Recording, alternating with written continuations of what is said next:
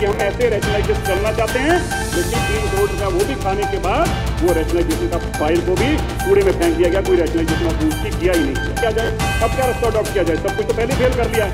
जो मरवाजी ने बताया था पैसा पैसा पैसा पैसा करती है, तो पैसे पे क्यों मरती है?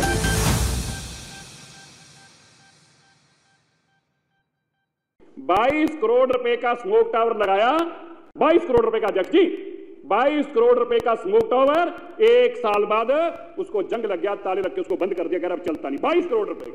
अच्छा, इसी दौरान अब पैसे से तो अरविंद केजरीवाल जी छोड़ सकते, जो मरवाजी ने बताया था पैसा पैसा पैसा, मरवाजी आपने बताया था ना गाना है, पैसा पैसा करती है तू पैसे पे क्यों मरती है। ये पैसे भी इतना मरते हैं अध्यक्ष जी, ऑड इवन। अब देखिए दिल्ली के लोगों को मैं बताना चाहता हूं, ऑड इवन, एक दिन ऑड गाड़ी चलेगी, एक दिन इवन ऑड गाड़ी चलेगी। इसके लिए भी अरविंद केजरीवाल जी का कितना पैसा खर्च हुआ? 53 करोड़ रुपया केवल ऑड इवन के नाम पर 53 करोड़ रुपया खर्च किया गया है। मैं इस हाउस को बताना चाहता हूं, कोई करोड़ 2 करोड़ रुपया नहीं, 53 करोड़ रुपया खर्च किया गया। किस चीज के लिए?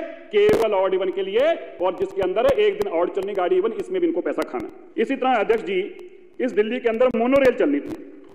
अब ये इसके लिए इन्होंने एक डीटीसी ने, पहले मैं आपको बताना चाहता हूं, डीटीसी ने एक सर्वे करवाया कि हम किस तरीके से पोल्यूशन को कम कर सकते हैं और रूट पे ज्यादा बसें चला सकते हैं। तो उस पर क्या किया? उस पर कंपनी को हायर किया गया। उस कंपनी को जो पैसे दिए गए वो 1 साल के काम के बाद वो सारा अमाउंट मिट्टी कर दिया। बोले अब हम इससे काम नहीं कराना, भाई इसके लिए नई कंपनी ढूंढेगा, हम इनसे काम नहीं कराएंगे। आगे आइए, ये डीपीसी की रिपोर्ट बताती है कि जो 87.60 लाख रुपया यूनिवर्सिटी के प्रोजेक्ट था, जिसको उन्होंने स्क्रैप कर दिया और उस 87 लाख रुपया भी मिट्टी हो गया। बोले अब हमें इसकी भी जरूरत नहीं है। यही नहीं रुके, क्योंकि लूटने की इतनी आदत पड़ चुकी है, और कोई एक जगह एक ऐसा फील्ड नहीं बचा जहां पे अरविंद केजरीवाल जी ने किसी लूटने की चीज को बख्शा हो। अब 2011 में ये जो फ्लीट था, 2015 तक एवरेज जो बसें थी, इसमें 89% डीटीसी बसें जो थी वो एक्चुअल सड़कों पे थी, और ये कम करके अगले साल 68% आ गई, और कम करते करते 14 से 16% फ्लीट रह गया। बाकी सारी बसें खराब करके घर खड़ी कर दी, कहा ये बसें खराब हैं। तो अब कितनी चल रही थी? 93 बसें 11 महीनों तक खड़ी रही, ये कह के कि ये बसें खराब है, अब हम चला नहीं सकते इन बसों को।